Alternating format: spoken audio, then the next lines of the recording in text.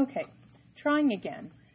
We are going to be working on lesson 9-5, factoring trinomials of the type x squared plus bx plus c. Okay, so we're still working on factoring, which we started in the last section, but we were factoring out a monomial from a trinomial. So in this case, we're actually going to be factoring out binomials. So we're going to end up with two binomials. So let's look at a problem. We'll start with g squared plus 7g plus 10.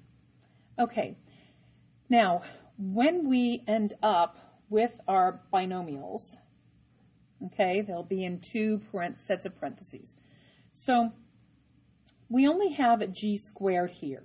So we know that each one of these parentheses must have a g. Now, always keep in mind your FOIL, okay? When we were multiplying and we were using FOIL method, we know that the first in FOIL is g times g, which is g squared. Now, in order to get 10 back here, we know that we have to use, in this location, our last, or inside and our last, we need to be looking at the factors of 10. So what are our factors of 10? Well, we've got 1 and 10, and we've got 2 and 5, so we don't have a lot of choice. Let me move that over so you can see it. Okay, now, in this case, we know that our center term has to be a 7. So we're going to need to use the 2 and the 5, because when we put 2 plus, or g plus 5 and g plus 2, and we look at the foiling of that, we know that we've got first g times g is g squared, outside g times 2 plus 2g, inside 5 times g plus 5g, and last 5 times 2, which is 10. When we combine these, it goes back together to g squared plus 7g plus 10. Okay? So you can see that the factoring of our c is very important, and how the factoring of our c goes together to create our b. So let's go ahead and let's work on another problem. Okay, let's work on v squared plus 21v plus 20. Now also I want you to notice our signs that we are working with are positives, so we don't have to worry about that. So once again, we set up our two areas. We know that we are going to take a v in each parentheses. Everybody's going to have positive because everything is positive here. And now for my factors of 20, I have 1 and 20. I have 2 and 10. I have 4 and 5. And I need to end up with 21. So when I add these together, obviously my 1 and my 20 are the ones that will work. So this will become v plus 20 and v plus 1. And then when I actually FOIL it, v times v is v squared plus outside v times 1 is 1v. Inside v times 20 is 20v. And outside 20 times 1 is 20. Combining my like terms here, and I get v squared plus 21v plus 20. Okay, so remembering that this is the answer that we are looking for here. Okay, this is where I am doing my check. Okay, I always check to make sure that my answer is correct. Let's do one more problem. Okay.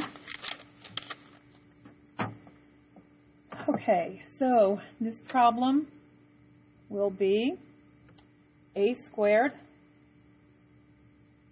plus 13a plus 30. Setting up my parentheses, putting my A in each, my addition or positive mark. 30 has 1 and 30. It has 2 and 15. It has 3 and 10. 4, 5, it's got 5 and 6. I need to have a sum of 13, which is going to be my 3 and my 10. So I will add, and it doesn't matter. I could have added my 3 first, and then my 10, or my 10 first, and then my 3. Did not matter in any case. In the future, it will. Okay, let's do our check. Here we've got a squared plus outside 3a, inside 10a, and last is going to be 30. Combining my middle terms, I get a squared plus 13a plus 30. So here is, in fact, my answer. Okay, now we're going to do one more type of problem, but we're not going to change much about the type of problem. In this case, we're going to be looking at x squared minus bx plus c. Okay, now when we do this, we will still have the 2 parentheses. We're going to have 2 parentheses. We'll have one of the x's in each, but in this case, because my center term is negative, I have to have negatives in both of these parentheses. So let's go ahead and look at what one is going to look like here. So we'll start with k squared minus 10k plus 25. Okay, so parentheses, a k in each. This is got my negative here, negative in both. And now I'm going to look at my positive 25, remembering, that we're factoring this. So 1 and 25 and 5 and 5 is basically all I've got there. So I know that 5 and 5 is going to equal 10. So this is where I'm going. So I've got 5 here and I've got 5 there. Let's go ahead and check with our FOIL. First, we've got k squared. Outside, negative 5 times positive k is negative 5k.